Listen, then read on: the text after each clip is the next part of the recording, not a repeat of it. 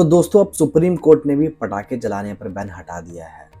तो पटाखे लाना और जलाने का तो टाइम हम निकाल ही लेंगे। सिर्फ पटाखे ही नहीं, मिठाई बांटने का, लोगों के घर जाने का, घर के डेकोरेशन करने का तो हम टाइम इजीली निकाल लेते हैं। पर जब बात आती है पूजा और साधना की, तो हमारे पास कम समय होता है। या तो हम सिर्फ एक दिया जला के दिवाली की पूजा करते हैं और फिर हम सोचने लगते हैं कि हमारी प्रॉब्लम्स खत्म ही क्यों नहीं होती। दोस्तों, जब आप देवी को सिर्फ फॉर्मेलिटी के लिए याद करोगे, तो वो ऊर्जा पूरी तरह से एक्टिवेट नहीं होती। इस दिवाली सिर्फ रोशनी मत जलाइए, माँ को श्रद्धा और समर्पण के साथ अपने घर पे बुलाइए। हम में से अधिकतर लोग दिवाली को सिर्फ एक पर्व समझते हैं, जो कि रोशनी, पटाखे और मिठाई का होता है। लेकिन असली अर्थ है अंधकार को दूर करके अपने अंदर की ज्योति को प्रज्वलित करने का। दिवाली के दिन ऊर्जाओं का प्रवाह सबसे तेज होता है। अगर आप इस रात थोड़ी सी भी पूजा या साधना करेंगे, तो आप अपने जीवन की ऊर्जा को बदल सकते हैं। इस रात के सही प्रयोग से आप माँ लक्ष्मी को अपने घर स्थापित कर सकते हैं। आज मैं आपको एक ऐसा यंत्र का प्रयोग बताऊंगा जिसको घर पे स्थापना करके आप अपने घर की ऊर्जा को पॉजिटिव में बदल सकते हैं और आपके घर में जितनी भी मनी रिलेटेड प्रॉब्लम्स है या कितनी भी नेगेटिविटी प्रॉब्लम है, वो सब अपने आप समाप्त होने लगेगी। और वो यंत्र है श्री यंत्र। अगर आप चाहे तो इस दिवाली अपने घर भी श्री यंत्र ला सकते हैं। श्री यंत्र को कहते हैं श्री का द्वार, क्योंकि ये सिर्फ एक यंत्र नहीं, ये ऊर्जा का चक्र है। इसकी रचना केवल अलंकार नहीं, ये ब्रह्मांड की संपूर्ण ऊर्जा का संकेत है। ये घर पर स्थापित होने पर नेगेटिव ऊर्जाओं को एब्जॉर्ब करके पॉजिटिव में बदलने की क्षमता रखता है। मनी रिलेटेड प्रॉब्लम्स को कम करता है, मन और ऊर्जा को स्थिर करता है। जब श्री यंत्र के सामने मंत्र का उच्चारण किया जाता है, तो वो ज्योमेट्री एक एनर्जी एम्पलीफायर बन जाता है। बहुत लोग कहते हैं कि इसके लिए गुरु चाहिए, पर मैं आपको बता दूं कि आप बिना गुरु के भी श्री यंत्र की साधना कर सकते हैं। गुरु हमें एक उच्च कोटि की साधना के लिए मार्गदर्शन जरूर करते हैं, लेकिन ये कहीं नहीं कहा गया है कि बिना गुरु के देवी की साधना हम कर ही नहीं सकते। आप अगर शुद्ध मन और श्रद्धा के साथ श्री यंत्र की पूजा करते हैं, तो देवी आपको जरूर सुनती है। याद रखिए, माँ भाव से आती है, तंत्र में बंधी नहीं है। आपका संकल्प ही आपका सबसे बड़ा गुरु है। श्री यंत्र की पूजा के साथ मैं आपको एक ऐसा मंत्र बताऊंगा जिसका यूज करके आप श्री यंत्र की ऊर्जा को और बेहतर तरीके से एक्टिवेट कर सकते हैं। और वो मंत्र है नवाण मंत्र। माँ की शक्ति को जागृत करने का सबसे पावरफुल मंत्र है ये मंत्र देवी के 9 रूपों को आमंत्रित करता है। इसमें 3 मेजर शक्तियां चलती है, महालक्ष्मी, महाकाली और महासरस्वती। पूजा की विधि बताने से पहले थोड़ा सा श्री यंत्र को समझ लेते हैं। श्री यंत्र या श्री चक्र ये माँ ललिता त्रिपुरा सुंदरी का मूल यंत्र है।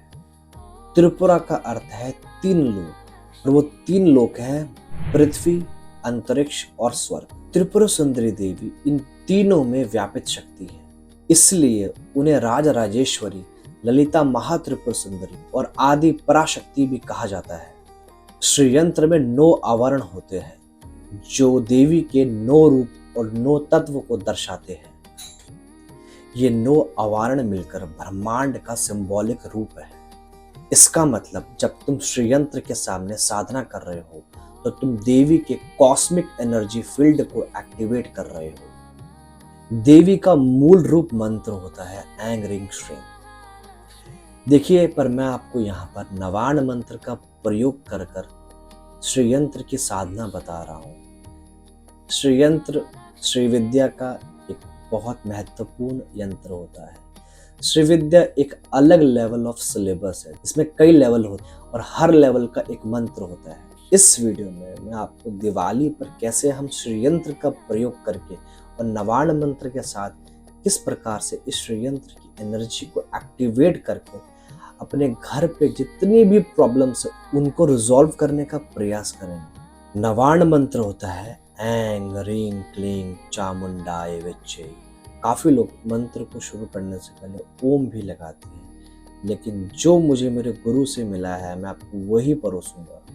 ओम लगाने से ये मंत्र 10 शब्द का बन जाता है, जिससे इसकी मूल रूप ही बदल जाता है।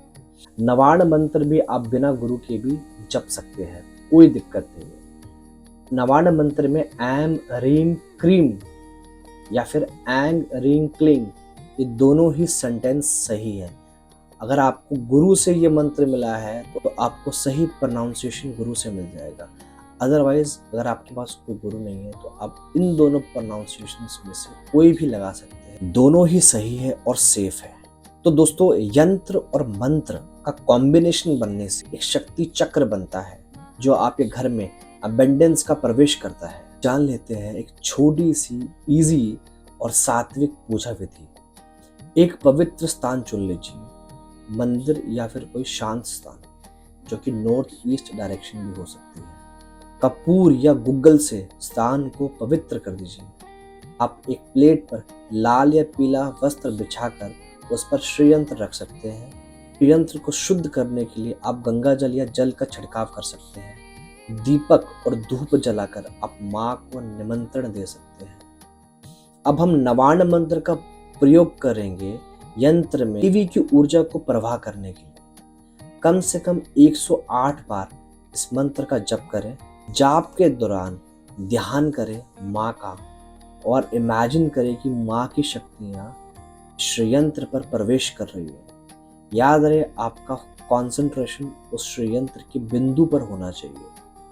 अंत में पुष्पांजलि देकर प्रार्थना करें और आप कह सकते हैं, माँ मेरे घर पर स्थिर हो जाओ, मेरे जीवन में समृद्धि का प्रवेश हो।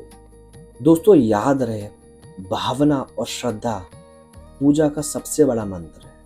और दोस्तों, इस पूजा की विधि में एक छोटी सी टिप, अगर आप ललिता सहस्त्रनाम का पाठ इस पूजा की विधि में अंत में जोड़ देते हैं तो आप देवी को और गहराई से बुला रहे होते हो। तो विश्वास मानिए, आपकी प्रॉब्लम्स का अंत जरूर होगा। तो दोस्तों, इस दिवाली सिर्फ रोशनी मत जलाओ, ये मन में भी ज्योति जलाओ।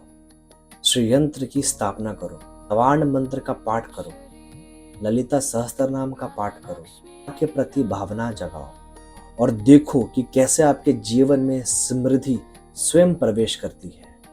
दोस्तों, मैं दिल से आशा करता हूँ कि आपको ये वीडियो अच्छा लगा होगा। अगर आपके मन में कोई भी विधि या श्रीयंत्र, नवाण मंत्र और ललिता सहस्त्रनाम के बारे में कोई भी क्वेश्चन या डाउट है तो आप कमेंट में ज़रूर लिखिए। मैं आपके सभी क्वेश्चंस का जवाब दूंगा। और हाँ, अगर आपको ये वीडियो हेल्पफुल लगा हो तो इसे लाइक शेयर करना मत भूलिए। हैप्पी दिवाली।